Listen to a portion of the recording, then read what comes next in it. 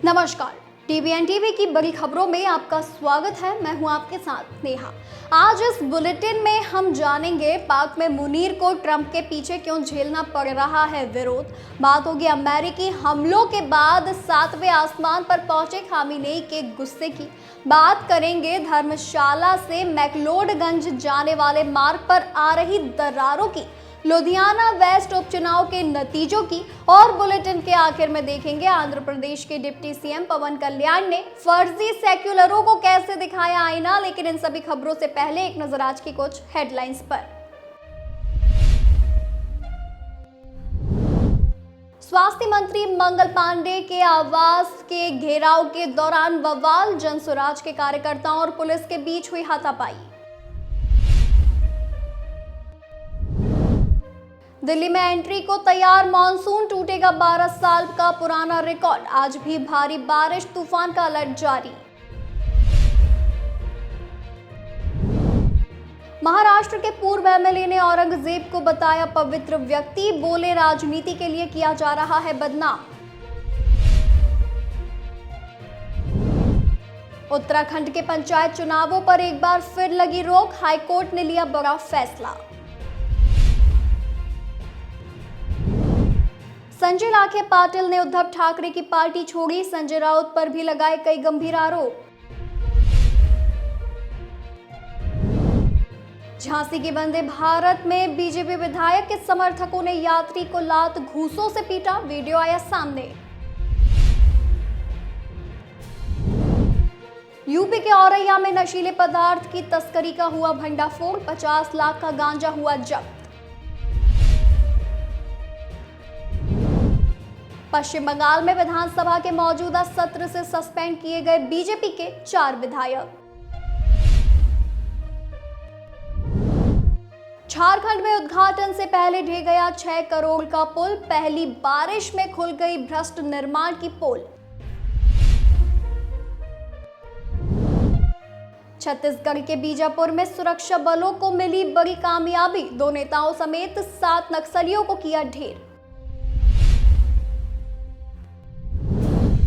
जयपुर से आई कृषि आयुक्तालय की टीम, खाद मिलावट पर की बड़ी कार्यवाही, 38,000 बैग किए जब्त। ये तो थी हेडलाइंस। अब चलिए बात कर लेते हैं आज की बड़ी खबरों की।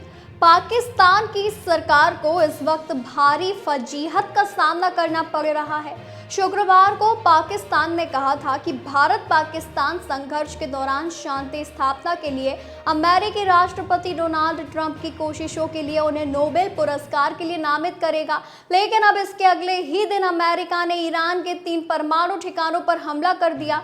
इस हमले के बाद पाकिस्तान के ही कई नेताओं और नामी गिरामी लोगों ने पाकिस्तान की सरकार से नोबेल पुरस्कार के लिए ट्रंप के नाम की सिफारिश करने के फैसले पर नाराजगी जताई।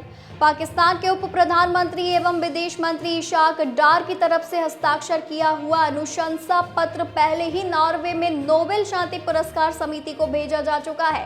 लेकिन पाकिस्तान के इस फैसले पर तब सवाल उठे जब अमेरिका ने ईरान के फोर्डो, इस्फहान और नतांज परमाणु संयंत्रों पर बमबारी कर ईरान के परमाणु कार्यक्रम को बर्बाद करने के इजराइल की कोशिश में शामिल हो गया। पाकिस्तान के प्रमुख अखबार डॉन ने बताया कि देश के कई बड़े नेताओं ने हालिया हमलों को देखते हुए सरकार से अपने फैसले की समीक्षा की मांग की है। जमीयत उलेमाए इस्लाम के प्रमुख वरिष्ठ राजनीतिज्ञ मौलाना फजलुर रहमान ने मांग की है कि सरकार अपना फैसला वापस ले। फजल ने रविवार को मुर्री में पार्टी की एक बैठक में कार्यकर्ताओं से कहा कि राष्ट्रपति ट्रंप का शांति का दावा झूठा साबित हुआ है, नोबेल पुरस्कार का प्रस्ताव वापस लिया जाना चाहिए। उन्होंने पाकिस्तान के सेना प्रमुख फील्ड मार्शल आसिम मुनीर पर निशाना साधते हुए कहा कि पाकिस्तानी शासक ट्रंप के साथ मुलाकात और लंच से इतने खुश हुए कि उन्होंने अमेरिकी राष्ट्रपति को नोबेल पुरस्कार के लिए नामित करने की सिफारिश ही कर दी। फजल ने सवाल किया कि ट्रंप ने फिलिस्तीन, सीरिया, लेबनान और ईरान पर इजरायली हमलों का समर्थन किया है। ये शांति का संकेत कैसे हो सकता है? जब अमेरिका के हाथों पर अफगानों और फिलिस्तीनियों का खून लगा हो तो वो शांति का समर्थक होने का दावा कैसे कर सकता है? ट्रंप ने खुद को एक ऐसे शांति कायम करने वाले के रूप में प्रचारित किया था बैठा जो यूक्रेन और गाजा में युद्धों को जल्द समाप्त करने के लिए अपने वार्ता कौशल का इस्तेमाल करेंगे, लेकिन उनके राष्ट्रपति पद के 5 महीने बाद भी दोनों संघर्ष अभी भी जारी है। ईरान के supreme leader Ayatollah Ali Khamenei ने परमाणु ठिकानों पर अमेरिकी हमलों के बाद सोमवार को पहली प्रतिक्रिया दी है। उन्होंने इन हमलों को बड़ा अपराध करार देते हुए कसम खाई कि इजराइल को इसकी भारी कीमत चुकानी होगी और उसको दी जा रही सजा जारी रहेगी। हालांकि अयातुल्ला अली खामेनेई ने अपने बयान में अमेरिका का नाम नहीं लिया। सोशल मीडिया प्लेटफॉर्म एक्स पर खामेनेई ने कहा कि सजा जारी है।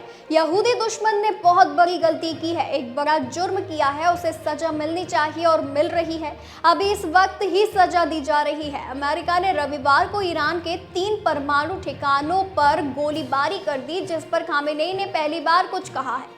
अमेरिका की एंट्री से मिडिल ईस्ट में बड़ी तेजी से हालात बदल रहे हैं। रविवार को अमेरिका ने ईरान के खिलाफ ऑपरेशन मिडनाइट हैमर चलाया, जिसमें B-2 स्टेल्थ बॉम्बर के जरिए अमेरिका ने ईरान के कुछ इलाकों में बम बरसाए। आपको बता दें कि इस्फहान, फोर्डो और नंताज के 3 प्रमुख परमाणु स्थलों को निशाना बनाया गया।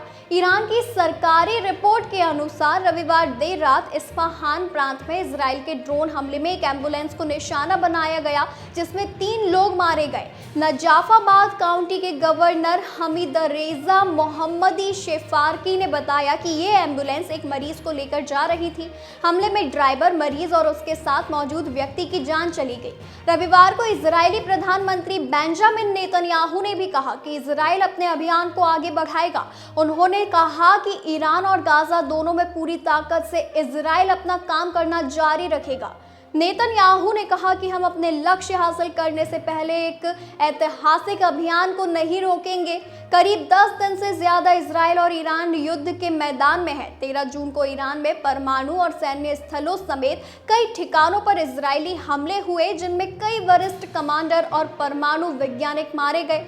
बताते चले कि ईरानी स्वास्थ्य मंत्रालय के अनुसार शनिवार तक ईरान में 400 से अधिक लोग मारे गए और 3500 से अधिक घायल हुए। उस समय ईरान ने इजराइल पर मिसाइल और ड्रोन हमलों से जवाबी कार्रवाई भी की थी।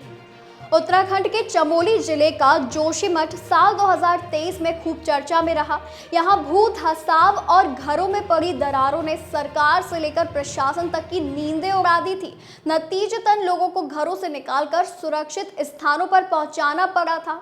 अब हिमाचल के मैक्लोडगंज के लोगों को भी कुछ ऐसी ही चिंता सता रही है। यहाँ धर्मशाला मैक्लोडगंज रूट पर जगह जगह 4 से 6 इंच की दरारें रास्ते पर आ गई हैं। मई में बंद पड़े पर्यटन कारोबार को भले ही जून में संजीवनी मिली हो, लेकिन धर्मशाला से मैक्लोडगंज के लिए शॉर्टकट बदलाव खड़ा डंडा मार्ग यानी रास्ता पर्यटन के लिए ही डंडा साबित हो रहा है। इस मार्ग पर जगह जगह दरारें पड़ी हुई है, जो कि पहले 2 इंच की थी, जबकि वर्तमान में बढ़कर 4 से 6 इंच की हो गई हैं। ऐसे में इस मार्ग पर आए दिन छिटपुट दुर्घटनाएं घटित होना आम बात हो गई है। कारोबारियों का कहना है कि धर्मशाला से मैक्लोडगंज बाया खड़ा डंडा मार्ग की हालत ना सुधारी गई तो कभी भी बड़ा हादसा हो सकता है। कई बार प्रशासन के समक्ष इस मामले को उठाया गया, लेकिन कोई समाधान नहीं हुआ, बल्कि समस्या और बढ़ गई है। अब ऐसे में ये कहना गलत नहीं होगा कि प्रशासन भी रास्ते के सुधार के लिए शायद बड़े हादसे का इंतजार कर रहा है। खड़ा डंडा मार्ग पर 1 से 2 किलोमीटर की परिधि में जगह जगह दरारें पड़ी हुई है, साथ ही गड्ढों की भी भरमार है। बाहरी राज्यों से आने वाले पर्यटक शॉर्टकट के चक्कर में इस मार्ग पर वाहन लेकर चढ़ते तो है, लेकिन इसका खामियाजा उन्हें गाड़ियों के नुकसान के रूप में भुगतना पड़ता है। यही नहीं, इस मार्ग पर रास्ते के किनारे की गई अव्यवस्थित पार्किंग भी बड़ी समस्या है। पहले ही रोड बदहाल है, ऊपर से रास्ते के किनारे खड़ी गाड़ियां समस्या को चौगुना कर रही हैं। दरअसल धर्मशाला आज भी सिस्मिक जोन 5 के तहत आता है और धर्मशाला के कोतवाली बाजार से लेकर ग्लोबल सिटी मैक्लोडगंज तक जगह जगह जमीन लगातार कई सालों से धंसती जा रही है। कई मर्तबा तो उस धंसती हुई जमीन में 2 पहिया वाहन और 4 पहिया वाहन भी दुर्घटना का शिकार हो चुके हैं। नतीजतन इस पर फिर से बहस छिड़ गई है कि आखिर इसकी वजह क्या है और इसे रोका कैसे जाए। आम आदमी पार्टी के उम्मीदवार संजीव अरोड़ा ने लुधियाना वेस्ट विधानसभा सीट पर हुए उपचुनाव में जीत हासिल कर ली है।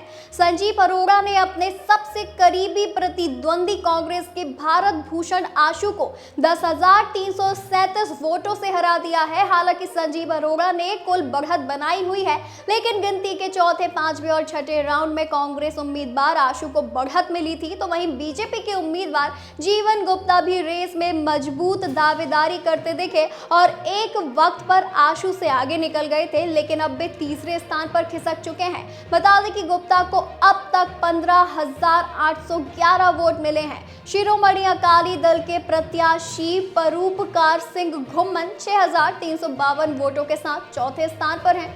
इस उपचुनाव में कुल 14 उम्मीदवार मैदान में थे। पीटीआई के अनुसार वोटों की गिनती सोमवार सुबह 8 बजे लुधियाना स्थित खालसा कॉलेज फॉर विमेन में शुरू हुई। वोटों की गिनती का माहौल शुरू से ही रोचक बना हुआ है, जहां शुरुआती राउंड्स में मतगणना के रुझान तेजी से बदलते रहे। अब जैसे जैसे गिनती अपने अंतिम चरण की ओर बढ़ रही है, अरोड़ा की बढ़त और भी मजबूत होती जा रही है। गौरतलब है कि उपचुनाव आम आदमी पार्टी के विधायक गुरप्रीत वसी गोगी के निधन के कारण कराया गया था। मतदान 19 जून को हुआ था, जिसमें कुल 51.33% वोटिंग दर्ज की गई थी। ये साल 2022 के विधानसभा चुनावों के मुकाबले लगभग 13% कम है। तब 64% मतदान हुआ था। अब नजरें इस पर टिकी है कि क्या संजीव अरोड़ा अपनी ये बढ़त बरकरार रखते हुए विधानसभा तक का रास्ता तय कर पाएंगे। आंध्र प्रदेश के उप मुख्यमंत्री पवन कल्याण ने रविवार को मदुरई में फर्जी सेक्युलरों पर तीखा हमला किया। हिंदू मुन्नानी द्वारा आयोजित मुरुगा भक्तरगल मानदू कार्यक्रम में बोलते हुए पवन कल्याण ने कहा कि ये लोग अभिव्यक्ति की आज़ादी की आड़ में हिंदू देवताओं और संस्थाओं को जानबूझकर निशाना बना रहे हैं। मुख्य रूप से तमिल भाषा में दिए गए अपने भाषण में पवन कल्याण ने खुद को कट्टर हिंदू बताया और कहा कि उन्हें अपने धर्म के लिए वही सम्मान चाहिए जो दूसरों को मिलता है। पवन कल्याण ने कहा कि धर्मनिरपेक्षता का मतलब सभी धर्मों के साथ समान व्यवहार होना चाहिए, लेकिन आज इसे केवल हिंदू धर्म को छोड़कर बाकी सभी की रक्षा के रूप में पेश किया जा रहा है। भाजपा नेता के अन्नामलाई और एआईएडीएमके के प्रतिनिधियों समेत कई बड़े नेता और बड़ी संख्या में भक्त इस कार्यक्रम में मौजूद थे। पवन कल्याण ने चेतावनी दी कि अगर इस तरह की चीजों से हिंदू धर्म की जड़ों को नुकसान पहुंच रहा है। रिपोर्ट के मुताबिक आंध्र प्रदेश के उप मुख्यमंत्री पवन कल्याण ने कहा कि धर्मनिरपेक्षता और अभिव्यक्ति की आज़ादी जैसे शब्द कुछ लोगों के लिए सुविधाजनक हथियार बन गए हैं। उन्होंने कहा कि आजकल अभिव्यक्ति की आज़ादी के नाम पर हिंदू देवताओं को बार बार निशाना बनाया जा रहा है, जो एक गंभीर समस्या है।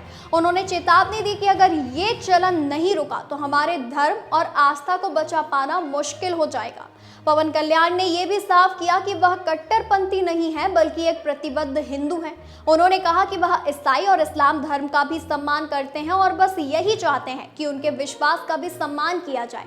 उन्होंने भारत की ताकत को धर्म बताया और कहा कि तमिलनाडु में हिंदू सम्मेलनों पर उठाए जा रहे सवाल बहुत खतरनाक है और इससे समाज पे बेवजह का विभाजन पैदा हो रहा है। आंध्र प्रदेश के उप मुख्यमंत्री पवन कल्याण ने मदुरई में हिंदू मुन्नानी द्वारा आयोजित कार्यक्रम में बोलते हुए धर्मनिरपेक्षता के दोहरे मापदंडों पर तीखी आलोचना की। उन्होंने ये भी कहा कि ईसाई को ईसाई और मुसलमान को मुसलमान होने की आज़ादी है, लेकिन जब कोई हिंदू अपने धर्म की बात करता है तो उसे सांप्रदायिक कह दिया जाता है। यही नकली धर्मनिरपेक्षता है। वहीं आज के लिए बस इतना ही। ऐसे ही जानकारी के लिए बने रहिए DVNDB न्यूज़ के साथ।